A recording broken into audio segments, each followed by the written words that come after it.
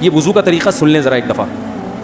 وضو تو سب کو ہی کرنا آتا ہے, لیکن جو صحیح پراپر سنت طریقہ ہے نا اس سے لوگ وضو نہیں کرتے. نماز کا طریقہ تھوڑا لمبا ہے, اب وہ تو پوری کر کے دکھانا پڑے گا نا, تو وہ پھر کسی اور وقت انشاءاللہ. وضو کا جو طریقہ ہے نا, لوگ کیا کرتے ہیں عجیب, نارملی تو سب صحیح کر رہے ہوتے ہیں لیکن جو صحیح سنت طریقہ اس کو فالو نہیں کرتے. طریقہ یہ کہ آپ نے ہاتھ دھونے کے بعد بائیں ہاتھ سے نلکا کھولا, سیدھے ہاتھ میں کیا لیا, پانی لے کے نلکے کو فوراً کیا کر دیا, چلو میں پانی لے کے. لوگ سمجھتے ہیں نلکا کھولنا تو سنت ہے, بند کرنا سنت. ارے بولو نا یار, نہیں ہے. تو کلی تو سیدھے ہاتھ سے کرنی ہے نا, تو الٹے ہاتھ سے آپ کیا کر دیں گے, نلکا بند. کیونکہ نبی صلی اللہ علیہ وسلم جب لوٹے سے پانی نکالتے تھے تو چلو میں پانی لے کے لوٹے کو سیدھا کر دیتے تھے. یہ نہیں کرتے تھے کہ لوٹے سے لوٹا اسی کیفیت میں اور پانی بہتا چلا جا رہا ہے. تو آپ نے نلکے کو لیفٹ ہاتھ سے کھولا اور چلو میں پانی لیا اور فوراً نلکے کو کیا کر دیا, بہت زور سے بھی بند نہ کریں, اس کا واشر خراب ہو جاتا ہے, بس آرام سے بند کر دیا. کیونکہ وہمی ہوں گے نا, وہ یوں کر کے کرتے رہیں گے, نلکے توڑ دیتے ہیں کہ بھئی ایک قطرہ بھی ضائع ہو گیا تو قیامت کے دن کہیں جہنم میں نہ پھینک دیں ہمیں, اس لیے پورے کوئی نمی بھی نہ آئے, تو تھوڑا سا بند کر دیں, ایک آدھ قطرہ ٹپکنے سے کچھ نہیں ہوتا. یہ لیا آپ نے, منہ میں کلی کی, مسواک کی, مسواک نہیں ہے تو انگلی سے دانت صاف کی ہے, غرارہ بھی کیا اگر روزہ نہیں ہے, ٹھیک ہے. پھر نلکا کھولا, پھر بند کیا, پھر کلی, اس طرح. پھر نلکا کھول کے دائیں ہاتھ میں پانی لیا, ناک میں نرم حصے تک پانی پہنچا کے اچھی طرح ناک کو صاف. اور نلکا پہلے وہ ویسے ہی بند ہو چکا ہے, اب ناک کو اچھی طرح صاف کریں سامنے والے کا خیال کر کے. آئی بات سمجھ, سامنے تو یہ نہیں ہوتا, وہ ہوتا ہے سامنے, اس کا زیادہ خیال کرنا پڑتا ہے کیونکہ بس زیادہ تفصیل میں نہیں آتا ہوں.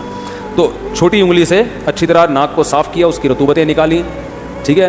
پھر نلکا کھولا, دوبارہ پانی لیا, پھر اسی طرح ناک میں بولو بھائی ڈالا, اور نلکا اسی وقت, جب چلو میں پانی بھر گیا نلکا اسی وقت کیا کر دیا. اللہ نے 2 ہاتھ اسی لیے دیے ہیں کہ اس سے نلکا بند کیا جائے اور اس سے کیا کیا جائے, کھولا. پھر یوں کیا, پھر 3 دفعہ, 6 چلو پانی خرچ ہوا نا, چلو اس کو کہتے ہیں, 6 چلو پانی خرچ ہو گیا. پھر آپ نے کیا کیا, نلکا کھولا لیفٹ ہاتھ سے, جو اصل طریقہ ہے وہ تو یہ ہے, سیدھے ہاتھ میں پانی لے کے نلکا بند کیا اور سیدھے ہاتھ سے پانی پیشانی پہ ڈال کے دونوں ہاتھوں سے پھیلا لیا. 3 دفعہ اس طرح کیا. اس پہ عمل نہیں ہوتا تو پھر اتنا کر لو کہ دونوں ہاتھوں پہ کیا لے لو, نلکا کھول کے پانی لے کے پیشانی پہ ڈالو اور فوراً نلکا کیا کر دو, بند کر دو, اور پھر ہاتھوں سے اچھی طرح اس کو ملو. سمجھ میں نہیں آ رہی بات؟ تو یہ عمل کتنی دفعہ کیا, نلکا ہر دفعہ میں بند ہو رہا ہے. ہمارے یہاں جس ٹائم پہ نلکا کھلتا ہے تو جب تک وضو مکمل نہیں ہو جاتا بند ہونے کا نام نہیں لیتا. 3 دفعہ آپ نے منہ اچھی طرح دھو لیا. داڑھی ہے تو اس میں کیا کر لیا, بڑی داڑھی ہے, میری داڑھی ایسی, میں تو چلو سے پوری داڑھی دھو لیتا ہوں, چھوٹی سی داڑھی ہے تو داڑھی میں خلال کر لیا آپ نے. اس کے بعد آپ نے بازو کیسے دھونے ہیں, بازو دھونے کا بھی یہ طریقہ ہے. لیفٹ ہاتھ سے چلو میں پانی لیا, جب سیدھے ہاتھ میں پانی آئے گا تو یوں کیا. قرآن میں کیا ہے کہ قمتم للصلاۃ فاغسلوا وجوہکم وایدیکم الی المرافق, اپنے ہاتھوں کو کوہنیوں تک دھو.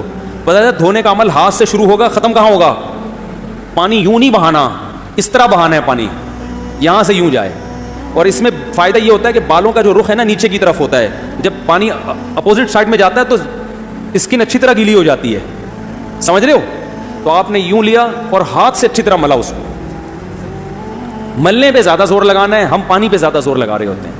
پھر یہ بھی ہو سکتا ہے کہ دونوں ہاتھوں سے لو, دونوں ہاتھوں سے نلکا کھول کے دونوں ہاتھوں سے پانی لے کے, کیونکہ اس میں زیادہ پانی آ جاتا ہے, تو پانی لے کے آپ نے لیفٹ ہاتھ کو بھی یوں کیا نا تاکہ یہ پانی بھی ادھر ٹرانسفر ہو اور یوں چلا جائے. اس طرح سے آپ نے دوسری دفعہ دھو لیا اور نلکا کیا کر دیا, بند. پھر تیسری دفعہ بھی ایسا ہی کیا. یہ جو ہوتا ہے نا یوں یوں یوں کر کے رگڑے لگا رہے ہیں نلکے کے نیچے, ایسے یہ نہیں ہوتا, یہ سنت طریقہ نہیں ہے. نبی جس برتن سے وضو کرتے تھے تو اس طرح چلو میں پانی لے کے اس طرح وضو کیا کرتے تھے, غسل اسی طرح ہو جاتا تھا. تو اب پھر لیفٹ میں بھی ایسے ہی ہے, لیفٹ میں پانی ڈالا اور سیدھے ہاتھ سے سہارا لے کے کیا کیا, دونوں ہاتھوں کا پانی ادھر آ جائے گا.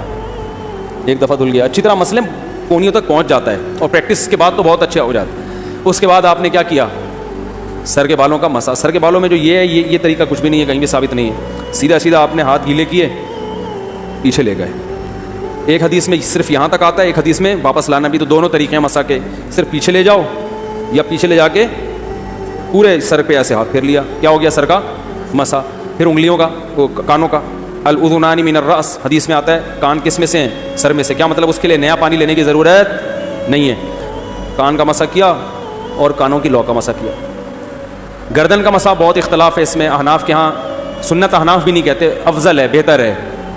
سنت کے لیے جتنی مضبوط دلیل ہونی چاہیے وہ گردن کے مسح پہ نہیں ہے، اس لیے احناف کا بھی فتویٰ یہی ہے کہ بہتر ہے کر لو، سنت نہیں، زیادہ سے زیادہ اس کو مستحب کہا جائے گا. تو گردن کا مسح کر لیں تو بھی ٹھیک ہے، نہیں کریں بولو بھائی ٹھیک ہے. لیکن یہ جو یہاں کا مسح نہیں ہوتا، بعض لوگ پوری گردن کو یوں کر کے لا رہے ہوتے ہیں، ایسا نہیں ہے. تو گردن کا مسح یہ جو یہاں سے کیا جاتا ہے، یہ پچھلے جانب سے ہمارے حضرت اس کے قائل نہیں تھے، وہ کہتے تھے مسح جہاں بھی شریعت میں ملتا ہے یہاں سے ملتا ہے. تو ان کی رائے یہی تھی کہ اگر گردن کا مسح کرنا ہے تو گدی، گردن نہیں گدی کا مسح وہ یہاں سے کر لے. لیکن یہ کوئی نہ سنت مؤکدہ ہے نہ کوئی زیادہ تاکید ہے اس کی، کوئی کرے ٹھیک ہے، نہیں کرے تو بھی ٹھیک ہے.